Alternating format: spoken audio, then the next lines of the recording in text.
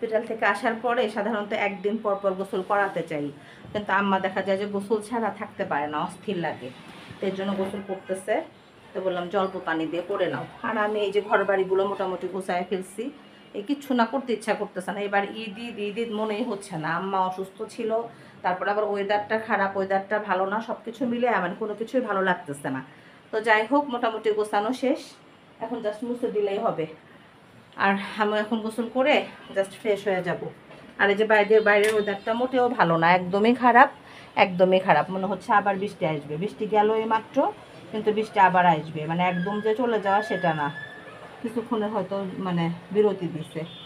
তো যাই হোক, প্রতি কোরবানি ঈদের সময় মানে এরকম আবহাওয়াটাই হয়। এবারও তাই হয়েছে। এবার মনে হয় একটু বেশি দিন আগে থেকে শুরু হয়েছে এরকম। তো যাই হোক, কিছু করার নাই। বৃষ্টি আল্লাহর নিয়ত, মানে কি বলবো, হুকুমে হবে, আল্লাহর হুকুমেই ছাড়বে। আমার ভালো লাগা মন্দ লাগা দিয়ে কিছু যায় আসবে না। তো যাই হোক, এখন এই পর্যন্তই। এখানে চলতেছে আমার শিরিন খালার ডিম ভুনা। আর আমি প্রতিদিনই রান্নাঘরেগুলো পরিষ্কার করি, খালা আলু করে। আর করে দেবো না, দাঁড়াও। খালার ডিম ভুনা আসতে দেরি হয়ে গেছে, ওইদিকে আম্মা খাওয়া শুরু করে দিছে, কারণ আম্মার 2টা বেজে গেছে অলরেডি। অসুবিধা নেই, খালার আবার ফোন আসছে, খালো মনে হয় খালা। আমি নারী ধরো, আমার শিরিন খালা আবার রান্না করো বিশেষ। কে? হ্যালো, ও কি যেন বলে, শিরিন খালা রান্না আবার ধাপে ধাপে সুন্দর করে করে। মানে আমাদের সিরাজগঞ্জের রান্নার সাথে শিরিন খালার রান্না খুব একটা পড়ে না। খালা কাঁচামরিচ কি একদমই ছিল না? আমার কাঁচামরিচ নাই, বলবা না কালকে, বা তুমি আসার সময় নিয়ে আসবে না মনে করে। আমার তো বিয়েরই হই নাই, আমি সন্ধ্যার পরে বের হবো। দিবা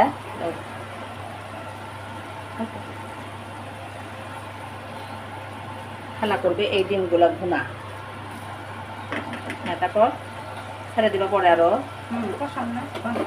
ও ঢেকে দিবা কি দিয়া? এটা দিয়া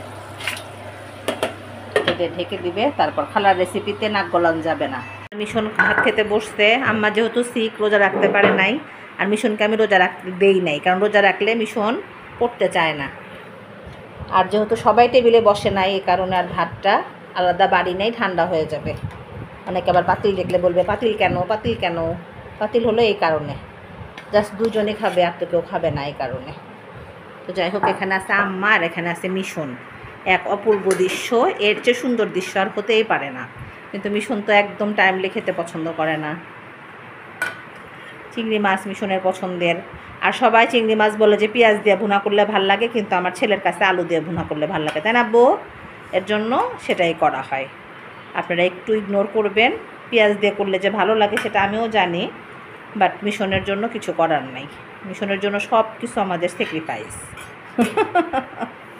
সেটা হাসো না, হয়তো তা কম। এবার যে খালা খাচ্ছে হলো চা। আমার শিরিন খালা হলো চা পাগল মানুষ, এই জন্য শিরিন খালাকে একটু হেল্প করতে আসলাম আমি। এই খালা দেখো, আর বললাম না যে শিরিন খালার রান্নার স্টাইল। আমার বাসায় কাঁচামরিচ শেষ হয়ে গেছে, খালা আমাকে বলে নাই কাঁচামরিচ ছাড়া ডিম ভুনা। কাঁচামরিচ একটা শেষ হওয়ার জিনিস হলো, বলো, বলে যে ডিপে রাখো বিপদের জন্য, সেটাও রাখো নাই। আমি আবার যে 2-3 দিন হলো বের হচ্ছি না, আল্লাহ যদি বাসায় রাখে আজকে সন্ধ্যার পরে বের হবো ইনশাল্লাহ, ইনশাল্লাহ। তো যাই হোক, আজকে আমাদের রান্না হলো ডিম ভুনা, চিংড়ি মাছ ভুনা আর চিকেন, সেই সাথে কালকে মাছের তরকারি তো আছেই। কি করতেছো তুমি? এই ডিমটা করলাম, আর বউ ডিমটা শেষ করে ফেলছো। সবাইকে শুভ সন্ধ্যা। এখন বাজে 8টা 10। শিরিন খালা কেবল বাজার করে নিয়ে আসলো পেঁয়াজ আর আলু। আমার শিরিন খালা থাকলে মানে বাজারের কোনো সমস্যা হয় না, খালা বাজার করতে খুব পছন্দ করে। কী করে রাখো খালা? কারণ আমি তো ইদানিং কোনো কিছুই খেয়াল করি না। আর মাহিন মিশনকে কোথাও খুঁজে পাওয়া যাচ্ছে না, কই গেল? এই রুমেও নাই। মিশন আব্বু আসো, আব্বু একটু পড়তে বসো মা। খালাকে চলে যেতেছো? ওই যারা খালা দেখা করার জন্য আসছে আম্মার সাথে, আম্মাকে দেখে গেল। আর এখানে এই যে আম্মা শুয়ে আছে স্যুপ খায়। খারাপ লাগতেছে আম্মা? একটু খারাপ লাগতেছে না? একটু হাঁটলে ভালো লাগবে না। হ্যাঁ, এমনি শুয়ে আছো না? ঘুম আসতেছে একটু, ঘুমও ধরতেছে না? দুপুরে একটু ঘুমাইছিলে? না বেশি ঘুমাও না, আমি তো তোমার সাথে বেশি ঘুমাইছি তাই না? তো যাই হোক, আম্মা সন্ধ্যার পরে জাস্ট অল্প একটু স্যুপ খাইছে, খেয়ে একটু শুয়ে আসছে। আম্মাকে আবার এই যে যারা যারা শুনতেছে অসুস্থ ছিল তারা আবার দেখা করতে আসে। আমার পুরানো খালারা তো আম্মাকে চেনে ভালোবাসে অনেক, তারাও দেখা করতে আসে। এই হলো অবস্থা। চা খাবে কাম্মা একটু? খাবে না চা এখন? আর তাহলে ওষুধ কি দিয়ে দেবো এখন না পরে? মানে 8টা বেজে গেছে, তাহলে রাতের যে ওষুধ তারপর ইঞ্জেকশন আছে আর পরে দিবে নাকি? দেরি আছে? তাহলে আমি বাইরে থেকে ঘুরে আসি। তো যাই হোক, দুই খালাকে একটু বিদায় দেই। এই যে দুই খালা গল্প করতেছে, টেনশন, খালি টেনশন আর টেনশন। আর মাহিনের একটু খবর নেই। মাহিন, তুমি কেমন আছো? এই যে দেখেন আমার মাহিন, আমি যে সবসময় বলি যে এটা আমার লক্ষ্মী ছেলে। এই বড় ছেলেকে পড়ার কথা বলতে হলে আমার সোনাকে বলতে না, আমার সোনাকে আমি একটু আদর করবো, মা মা মা মা মা একটুখানি সোনা মা করতে বসতো, ভালো করে পড়ো। এইটা হলো বুদ্ধিমানের কাজ বাবা।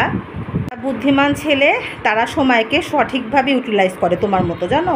তুমি যেমন ঠিক মতো মানে ছাদে যাও, ঠিক মতো পড়ো, ঠিক মতো আবার মোবাইল দেখো, এটা আমি সবচেয়ে পছন্দ করি। এর জন্য তো আমি তোমাকে অনেক, দুজনকেই ভালোবাসি, কিন্তু তোমাকে আমি সবসময় বলি যে আমার আব্বার মতো হয়েছে মাহিন। তো যাই হোক, আজকে একটু বিদায় নিয়ে নাও তো আব্বু। সবাই ভালো থাকবেন, সুস্থ থাকবেন, আমার আম্মুর চ্যানেলকে সাবস্ক্রাইব করবেন, গঠন- গঠনমূলক সমালোচনা করবেন। আল্লাহ হাফেজ। হাফেজ।